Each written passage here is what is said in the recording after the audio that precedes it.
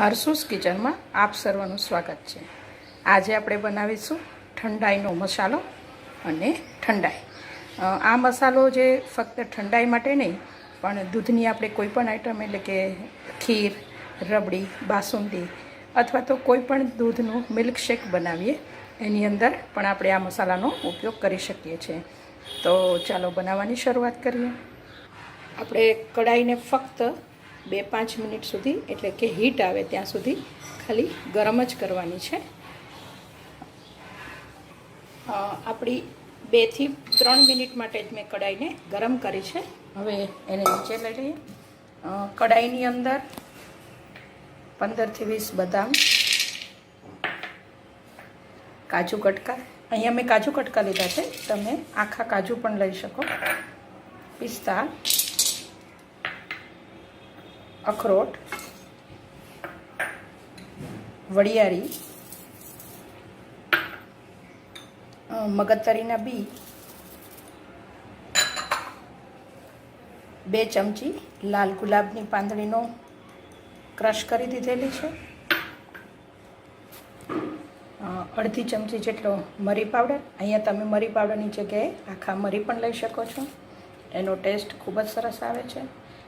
આખી એલાયચી પણ લઈ શકાય, પણ હું અહીંયા નાની 2 ચમચી જેટલી એલાયચીનો પાવડર લઉં છું।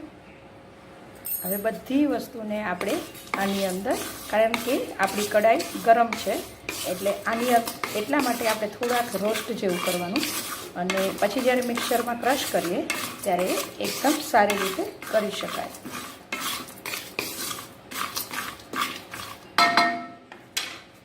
હવે આને 5 મિનિટ માટે આપણે ઠરવા દેશું।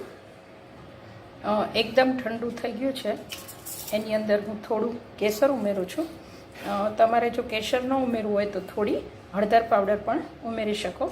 હવે આપણે બધી જ વસ્તુને પહેલાં મિક્સર કરી લઈશું, એટલે કે એકદમ પીસી લઈશું।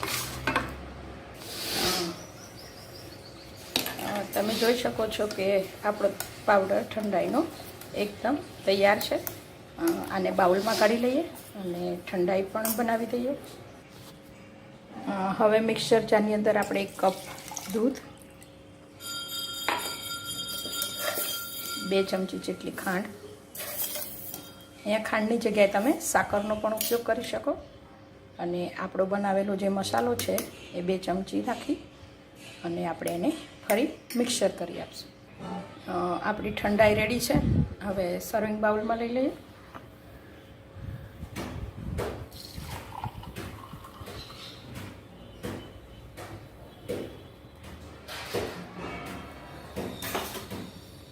થોડુંક ઉપરથી આપણે ગાર્નિશિંગ કરીશું, થોડા બરફના ટુકડા,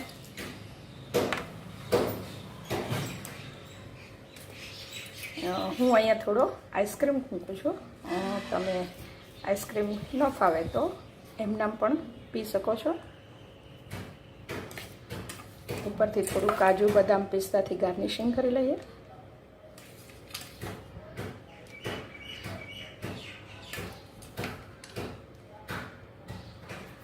તમે જોઈ શકો છો કે આપણો ઠંડાઈ પણ રેડી છે અને ઠંડાઈ મસાલો પણ રેડી છે। તો જો તમને મારી રેસીપી સારી લાગી હોય તો શેર કરવાનું, લાઈક કરવાનું, સબસ્ક્રાઈબ કરવાનું અને કોમેન્ટ કરવાનું ભૂલશો નહીં। મળીએ નેક્સ્ટ વિડીયોમાં। Thank you.